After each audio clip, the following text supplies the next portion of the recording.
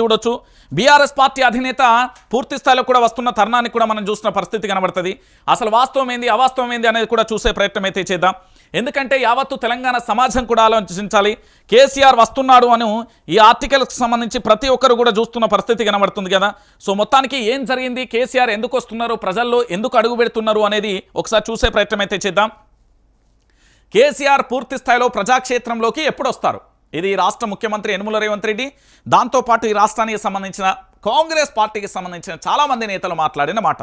వచ్చిండు సింహం రంగంలోకి దిగింది.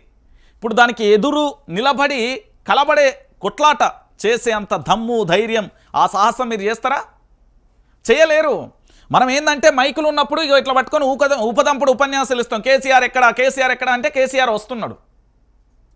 ఈ సంవత్సర కాలంలో కాంగ్రెస్ పార్టీ ఏం చేసిందంటే ఏం చెప్తారు తెలంగాణ ప్రాంత బిడ్డలకు? మీ యొక్క ఫ్రీ బస్ ఇచ్చినాం, దాంట్లో పూలు అమ్ముకున్నారు, పాలు అమ్ముకున్నారు, లేకపోతే ఏంది జుట్లు వేసుకున్నారు, కూరగాయలు అమ్ముకున్నారు, బ్రష్లు వేసిళ్ళు, లేకపోతే చిన్న గేములు ఆడుకున్నారు, లేకపోతే ఫ్రీగా ఇక్కడ నుంచి అక్కడ దాకా షాపింగ్లు వేళ్ళు, అవ్వగారింటి వేరు అయ్యగారింటి వేళ్ళు, లేకపోతే భార్యాభర్తల గొడవ అయితే ఫ్రీ బస్ అని అది ఎక్కిపోయి ఆ బస్సు ఎక్కి భార్య వెళ్ళిపోయింది గివని చెప్తారా? రాష్ట్ర ముఖ్యమంత్రి కనుక పూర్తి స్థాయిలో ఇది అడిగితే ఏం సమాధానం చెప్తారు అంటున్నా. మాజీ ముఖ్యమంత్రి కల్వకుంట్ల చంద్రశేఖరరావు అడిగితే ఏం సమాధానం చెప్తాడు అంటున్నా. సార్ వస్తున్నారు. ఈ నెల 19న బీఆర్ఎస్ రాష్ట్ర కార్యవర్గ విస్తృత సమావేశం ఏర్పాట్లకే కేటీఆర్కు అధినేత కేసీఆర్ ఆదేశం. హైదరాబాద్లోని తెలంగాణ భవన్లో మీటింగ్. కాంగ్రెస్ సర్కార్ వైఫల్యాలపై పోరు మీద చర్చ. పార్టీ సిల్వర్ జూబ్లీ వేడుకలపైన డిస్కషన్ అంటూ కూడా చూడొచ్చు. బీఆర్ఎస్ అధినేత కేసీఆర్ ఎట్టకేలకు ఫామ్ హౌస్ను వీడనున్నారు. సార్వత్రిక ఎన్నికలలో ఓటమి పాలైనప్పటి నుంచి ఆయన అక్కడి నుంచి పార్టీ వ్యవహారాలన్నీ కూడా నడిపిస్తున్నారు. అధికార కాంగ్రెస్ పార్టీ నేతలు ఎన్ని విమర్శలు చేసినా వాటిని పట్టించుకోకుండా అసెంబ్లీకి సైతం హాజరు కాలేదు. అయితే ఇకపై ప్రత్యక్షంగా ముందు నిలబడి ప్రభుత్వాన్ని ప్రశ్నించడానికి కేసీఆర్ సిద్ధమవుతున్నట్లుగా తెలుస్తుంది. ఇందులో భాగంగా ఈ నెల 19వ తేదీన బీఆర్ఎస్ పార్టీ రాష్ట్ర కార్యవర్గ విస్తృత స్థాయి సమావేశాన్ని నిర్వహించాలని గులాబీ బాస్ నిర్ణయించారు. ఈ మేరకు పార్టీ వర్కింగ్ ప్రెసిడెంట్ కేటీఆర్ కు సమావేశానికి సంబంధించిన కార్యాచరణపై ఆదేశాలు జారీ చేశారు. హైదరాబాద్లోని పార్టీ కేంద్ర కార్యాలయం తెలంగాణ భవన్లో పార్టీ విస్తృత స్థాయి సమావేశం జరగనుంది. ఇక హాజరు కానున్న పూర్తి స్థాయి పార్టీ శ్రేణులు అంటూ కూడా చూడొచ్చు. ఒకసారి సమావేశానికి కేసీఆర్ అధ్యక్షత వహించనుండగా పార్టీ రాష్ట్ర కార్యవర్గం, జిల్లా పార్టీ అధ్యక్షులు, ప్రస్తుత మాజీ ఎంపీలు, ఎమ్మెల్యేలు, ఎమ్మెల్సీలు, కార్పొరేషన్ చైర్మన్లు, జిల్లా పరిషత్ చైర్మన్లు, డీసీసీబీ, డీసీఎంఎస్ అధ్యక్షులు, పార్టీ నియోజకవర్గ ఇన్ఛార్జీలు హాజరు కానున్నట్లుగా కేటీఆర్ తెలిపారు.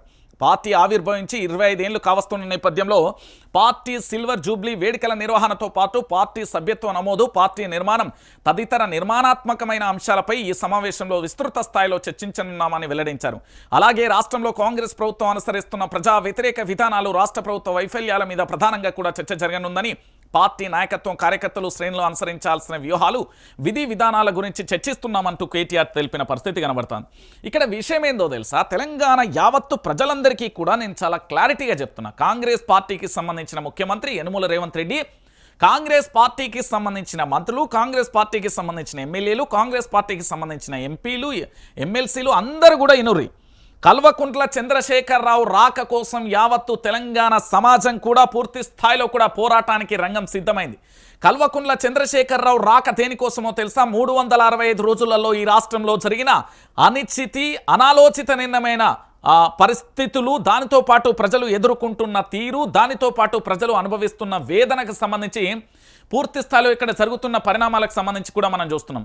సో మొత్తానికి ఇక్కడ జరిగే పరిణామాలు ఏంటి అంటే, రాష్ట్ర ముఖ్యమంత్రిగా తన విధి నిర్వహణలో ఎంత అద్భుతంగా 2014 ముందు తెలంగాణ రాష్ట్ర వ్యాప్తంగా కూడా ఏ విధంగా అయితే పరిపాలన కొనసాగి ఈ రాష్ట్రానికి సంబంధించి అభివృద్ధి సంక్షేమ పథకాలు అందించారో, అదేవిధంగా ఈ తెలంగాణ రాష్ట్రంలో ఇప్పుడు కూడా మళ్ళీ ప్రభుత్వానికి సంబంధించి అంటే చలనం లేని ప్రభుత్వానికి చలనం తీసుకురావడానికి ప్రభుత్వం చేస్తున్న అసమర్థమైన నిర్ణయాలు, ప్రజల్ని ఇబ్బంది పెడుతున్న తీరు, వాటన్నింటినీ పూర్తి స్థాయిలో కూడా మరొక్కసారి ప్రజాక్షేత్రంలో ఎండగట్టడానికి రాష్ట్ర మాజీ ముఖ్యమంత్రులు, బీఆర్ఎస్ పార్టీ అధినేత, ఉద్యమ నేత కల్వకుంట్ల చంద్రశేఖరరావు మళ్ళొక్కసారి ప్రజాక్షేత్రంలో అడుగు పెడుతున్నారు. ఇలాంటి పరిస్థితులలో కాంగ్రెస్ పార్టీకి సంబంధించి ఏ విధంగా సమాధానం చెప్తుంది, కాంగ్రెస్ పార్టీ ఎలాంటి నిర్ణయాలను చెప్తుంది, కాంగ్రెస్ పార్టీకి సంబంధించి ఏం చేయగలుగుతుంది అనేది కూడా మనం ఆలోచించాలి. ఈరోజు నేను చెప్పే అంశం ఏంటంటే, ఈ తెలంగాణలో కల్వకుంట్ల చంద్రశేఖరరావు ఉన్నంత వరకు తెలంగాణ రాష్ట్ర ప్రభుత్వాలకు, ఇక్కడ రాష్ట్రానికి కూడా ఈగ కాదు దోమ కూడా వాళ్ళది. కానీ రాష్ట్ర ముఖ్యమంత్రిని కావాలని వాళ్ళ బీఆర్ఎస్ పార్టీని ఇబ్బంది పెట్టే ప్రయత్నం చేసిరు కదా. ఎన్ని రకాలుగా ఇబ్బందులు పెట్టినా ఏమీ అయ్యేది లేదు, పోయేది లేదు. కానీ తెలంగాణ యావత్తు సమాజం కూడా ఆలోచించాల్సింది ఏంటంటే, కేసీఆర్ రాక అనేది అనివార్యం, దాన్ని ఎవరు ఆపలేడు.